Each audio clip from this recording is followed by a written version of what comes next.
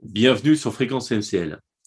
Vous avez certainement remarqué dans la précédente vidéo relative à la présentation et aux engagements de notre mouvement que j'avais un peu de lecture. J'espère que vous avez pu supporter la longueur de la présentation de nos idées, mais il y avait tellement à dire que forcément je ne pouvais pas tout retenir de tête et je vous prie de bien vouloir m'en excuser. Aujourd'hui, on fait les choses de manière un peu plus naturelle. Il s'agit de la pétition qui a été mise en ligne hier sur le site de Mouvement Citoyen Libre, qui vous demande de la signer, mettant en cause la responsabilité de l'exécutif, à savoir l'État Macron, pour des mesures de restriction de liberté disproportionnées, voire illégales. En effet, durant un an de pandémie, un bon nombre d'entre vous ont pu constater des mesures incohérentes, soit de couvre-feu, soit de confinement, en comparaison avec nos voisins qui faisaient les choses de manière différente. Alors, aujourd'hui, il ne s'agit pas simplement, on n'est pas un mouvement complotiste, on n'est pas là pour dire aux gens à tout prix qu'ils ont tort s'ils ont raison. Non, on est là simplement pour défendre nos libertés.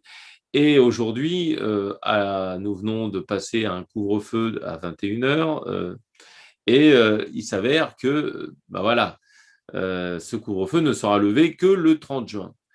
Un bon nombre d'entre vous le prennent comme une habitude. Effectivement, lorsqu'on a été plus que muselé, forcément que quand on passe de 19 heures à 21 heures, vous pouvez que vous réjouir de cela. Sauf que vous pourriez peut-être vous informer que ces mesures ne sont plus appliquées, que ce soit au Portugal, que ce soit aux Pays-Bas, que ce soit en Allemagne, que ce soit en Angleterre.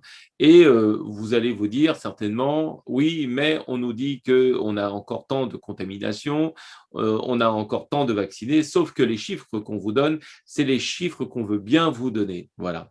Mais je suis une fois de plus pas là pour discuter de cela, mais au contraire pour discuter des libertés qui ont été violées de manière anticonstitutionnelle. Voilà, c'est d'ailleurs tout l'intérêt de notre mouvement.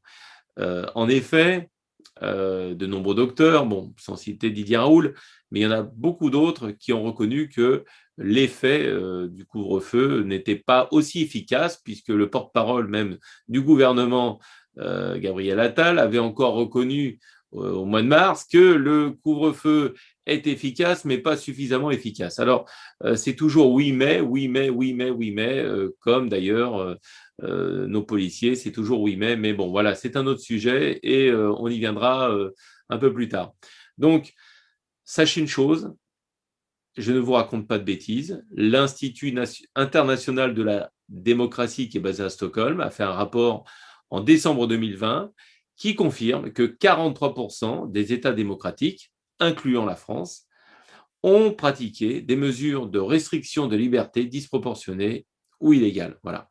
Donc, je ne pense pas que ces amis suédois aient quelque chose contre M. Macron et son entourage. Mais il s'agit, une fois de plus, de défendre vos droits de citoyen, de défendre vos libertés individuelles et de ne plus accepter ce qu'on vous a habitué finalement à accepter. Voilà. Effectivement, quand on tape très fort, si je vous donne forcément une belle gifle et que je vous mets derrière une petite fessée, vous allez apprécier la fessée parce que la gifle, ça fait plus mal. Bon, voilà, on est passé de 19 heures à 21 heures. Vous êtes content parce que voilà, vous avez reçu d'abord la gifle et maintenant vous avez la fessée. Mais sachez une chose, c'est que à l'heure d'aujourd'hui, plus rien ne justifie de maintenir un couvre-feu jusqu'au 30 juin. Bon, je ne vais pas encore m'éparpiller une fois de plus, mais bon, je pense qu'il y a un lien avec les élections régionales qui auront lieu donc les 20 et 27 juin. Donc voilà, on maintient la limitation du lien social pendant les élections parce que on redoute peut-être d'avoir des résultats qui peuvent faire peur. Donc, autant le maintenir jusqu'au 30 juin. Mais ceci n'a absolument rien à voir avec votre santé, sachez-le. Le masque, d'ailleurs, Martin Blachier, l'épidémiologiste, le reconnaissait, il n'est même plus utile à l'extérieur. Donc, vous vous doutez bien pourquoi maintenir les gens chez eux à 21h alors qu'on peut se promener sans masque à l'extérieur. Voilà. Mais voilà, c'est encore trop tôt, comme vous dit le gouvernement, mais M. Macron prend un café avec M. Castex aujourd'hui sans masque. Voilà. Je n'ai plus rien à dire. J'ai fait ça de manière naturelle. Il y a une pétition qui est en ligne que je vous invite à signer pour mettre ces gens devant leurs responsabilités. Il y a un conseil d'État.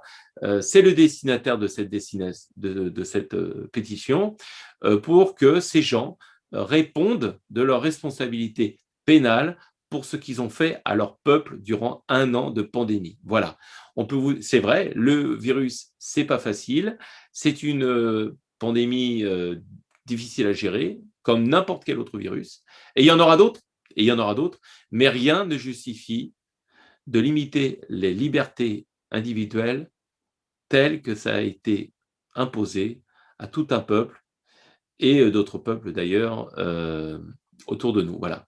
Donc je souhaitais vous faire cette intervention et vous inviter à signer cette pétition parce que voilà, c'est trop facile que les gens qui font souffrir tout un peuple finalement ne répondent pas de leurs actes lorsqu'ils ne sont plus au gouvernement, ce qui risque d'arriver dans 1 an en tout cas. Voilà.